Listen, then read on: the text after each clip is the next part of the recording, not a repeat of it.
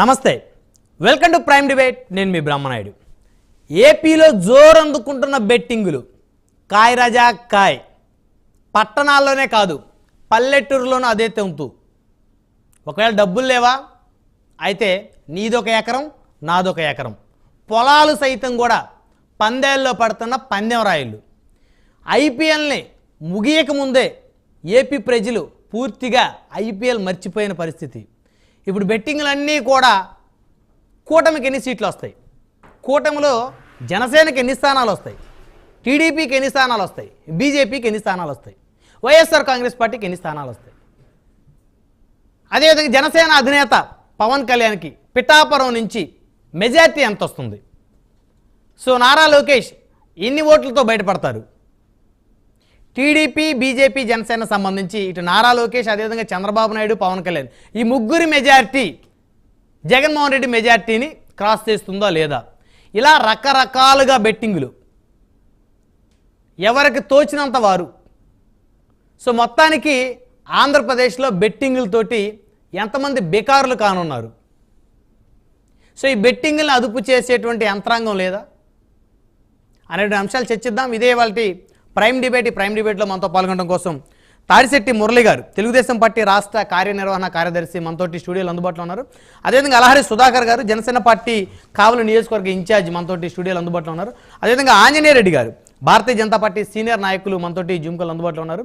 అదేవిధంగా నారాయణమూర్తి గారు, నవరత్నాల ఈబీసీ నవరత్నాల vice chairman, YSR Congress Party senior నాయకులు, మనతోటి జూమ్కల్ అందుబాటులో ఉన్నారు. రైట్, ముందుగా నారాయణమూర్తి గారితో మాట్లాడదాం. నారాయణమూర్తి గారు, గుడ్ ఈవినింగ్ అండి. Good evening. ఏంటి నారాయణమూర్తి గారు, కాయ్ రాజా కాయ్, మొత్తానికి ఎవరి వైపు ఎక్కువ బెట్టింగ్లు జరుగుతున్నాయి అనుకోవచ్చు ఏపీలో? మేమైతే బెట్టింగ్లు కదా పోవట్లా. అయితే సమాచారం ఏంటంటే, ఇంతకు ముందు ఒక రకంగా ఈ తెలుగుదేశం నాయకులంతా బెట్టింగ్లు కాసేవారు. ఇప్పుడు అంతా ఎక్కడ కనపట్ల, అజ్ఞాతంలోకి వెళ్ళిపోయిన పరిస్థితి. ఇప్పుడు కూడా 1% ఇంకా కొంతమంది ఉంటారు కదా కళ్ళు కట్టిన వాళ్ళు, వాళ్ళు ఏదో ప్రయత్నాలు చేస్తా ఉన్నారు. కానీ నేనైతే ఒకటే చెప్తా, తెలుగుదేశం పార్టీలో ఉన్న ఆ నాయకులు కానీ లేదంటే ఆ కార్యకర్తలు కానీ, మీరు మళ్ళీ మోసపోకండి, ఆయన నమ్ముకొని పుట్టుముంచుకోకండి, జీవితాన్ని పాడు చేసుకోకండి, రోడ్ల మీదకి వచ్చే పరిస్థితి తీసుకురాకండి మీరు మీ కేడర్ని కానీ మీ నాయకుల్ని కానీ. ఎందుకంటే మళ్ళీ జగన్మోహన్ రెడ్డి గారు తమ్మి మెజార్టీతో వస్తా ఉన్నారు. ఆయన పూర్తిగా ఇంతకు ముందు కంటే కూడా ఇంకా ఎక్కువ సీట్లు, ఎక్కువ శాతం ఓట్లతో ఆయన గెలవబోతా ఉన్నారు. అంటే ఎక్కువ సీట్లు అంటే 151 అసెంబ్లీ వచ్చినాయి, 22 పార్లమెంట్ వచ్చినాయి, అంటే వాటికన్నా ఎక్కువ? ఎస్, దానికంటే ఎక్కువ వస్తుంది. ఆంజనేయ రెడ్డి గారు అప్పుడే తలుపుతున్నారు, అప్పుడే ఇంకా మొదలైంది, ఇప్పుడే సినిమా మొదలవగానే తలుపుతున్నారు ఏంటండి పెద్దయినా. సో ఇప్పుడు మీరు కూడా ఏదో ఎమోషన్ లో తీసుకున్నాయన్నీ సహజంగా తప్పులే ఉంటాయి. అట్లా మీరు కూడా అట్లాంటి ఎమోషన్ నిర్ణయం తీసుకోండి పెద్దయినా. ఆలోచించి, ఏమన్నా ఆస్తులు ఉండొచ్చు, అవి పిల్లలకి అది ఉండేటట్టు చూసుకోండి, రోడ్డు మీదకి వచ్చే పరిస్థితి తీసుకురండి. ఫస్ట్ ఆఫ్ ఆల్ బెట్టింగ్ అంటేనే తప్పు, జూదం. అది వాటిల్లో మళ్ళీ ఇట్లాంటి గొప్ప నాయకుడు మంచి మెజార్టీతో నెగ్గే సమయంలో మీరు బెట్టింగ్లు కాసుకొని రోడ్డు పాలు కావడం నాకు ఇష్టం లేదు. సో దయచేసి ఎవరు కూడా బెట్టింగ్లు పోవద్దని నేను కోరుతా ఉన్నా. జగన్మోహన్ రెడ్డి గారు సంపూర్ణ మెజార్టీ, అత్యధిక అద్భుతమైన మెజార్టీతో ప్రజల యొక్క నమ్మకాన్ని ఇంకా మరింతగా మెరుగుపరుస్తూ ప్రజలు ఆయనకి చేసిన ఓటింగ్ ఏదైతే ఉందో సరళి ఎర్లీ మార్నింగ్ నుంచే మహిళలు కానివ్వండి, పెద్దలు కానివ్వండి, వాళ్ళంతా కూడా సహజంగా ఎర్లీ మార్నింగ్ వాళ్ళు ఓటింగ్ రాదు. మనం ఓటింగ్ సరళిని ఒక 4-5 దఫాలుగా లేదంటే ఇంకా ముందుకెళ్ళి చూసినప్పుడు కూడా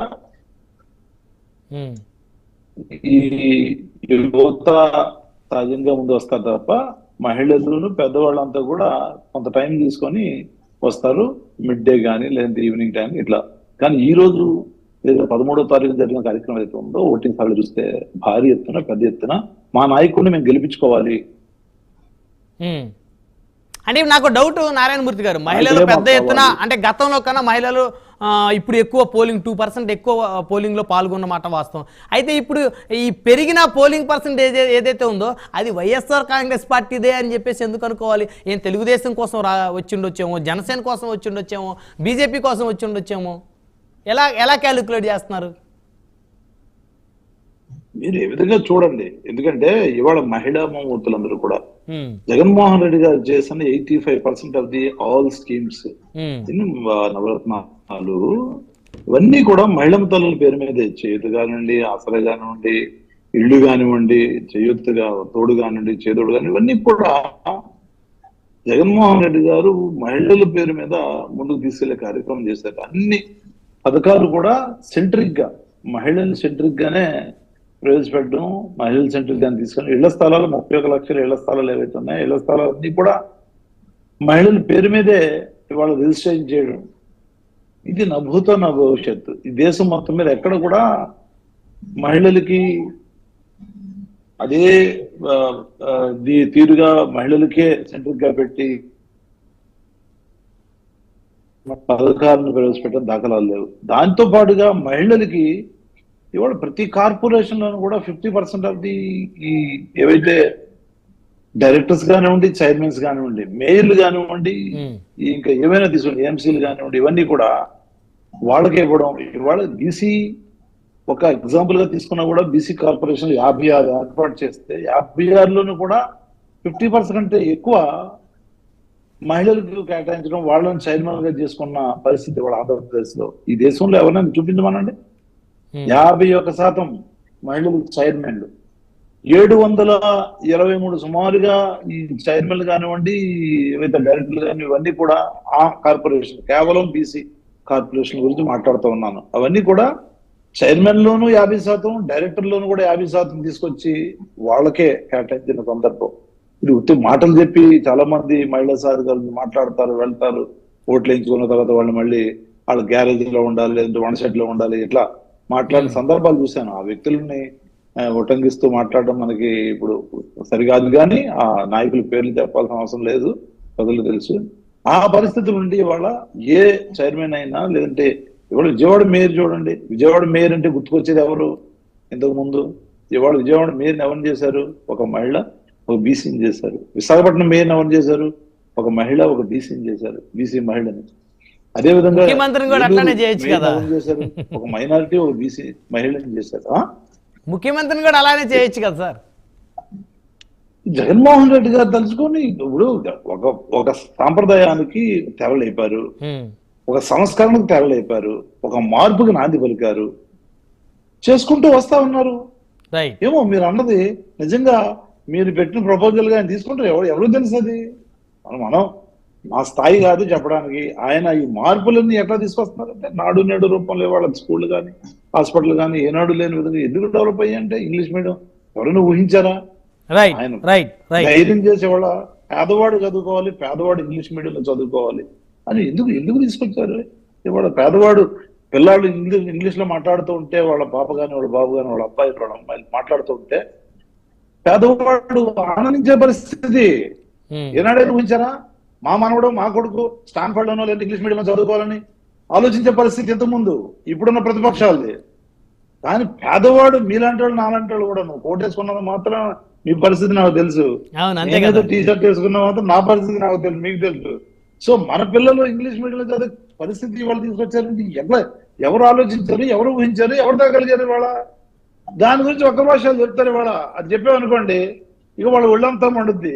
రైట్, మళ్ళీ వస్తారు నారాయణమూర్తి గారు.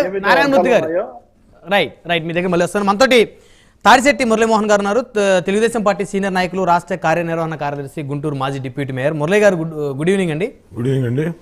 గుడ్ ఈవినింగ్ అండి ఎవ్రీబడి. కూడా